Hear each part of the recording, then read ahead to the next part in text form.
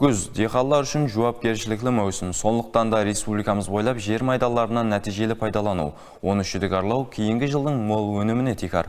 Кегілі районында өткерілген көргізбелі семинар осы мәселелерге бағышланды. Ауыл қожалығы тарауы мапас таңламайды. Жылдың 4 маусымында де жоғары өнім алу үшін фермер диқандар тыным білмейді. Кегілі районында өткерілген көргізбелі семинарда тарау иелері егістік жер майдаларын контурларын кеңейту, шелерді алып таслау, лазерлі үскенелер жәрдемде тегіслеу, дала шетлеріне егілер егу бойынша мәселелерді сөз етті. Онда Қазақстан Республикасы Министрлік кеңесі басшылығы Фархат Ерманов қатынасып, биылғы жылы пақтадан мол өнім жетістіріп, белгіленген режені артығымен орылаған район пақташылық кластерлері һәм фермерлерге миннетдаршылық білдіріп, жерді өз уақытында һәм сапалы шүдігарлау, келесі жылы мол зират алудың текары екенлігін атап өтті.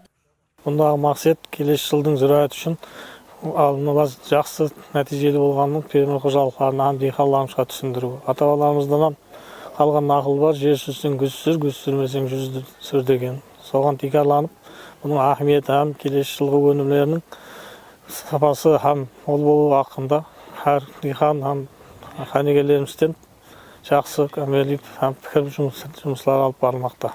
Семинар дауамында күзгі шүдігарлау мапасын жоғары дәрежеде алып бару, техник һәм агрегатлардың даярлығы мәселелері жөнінде де сөз болды.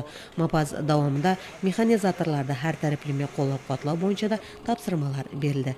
Өткерілген бұл семинар тек қана әмели тәжірибе алмасу емес, ал диқан һәм фермерлер үшін келесі маусымге пұхта даярлық көру һәм өнімдарлығын арттыруда үлкен әһемиетке ие болды.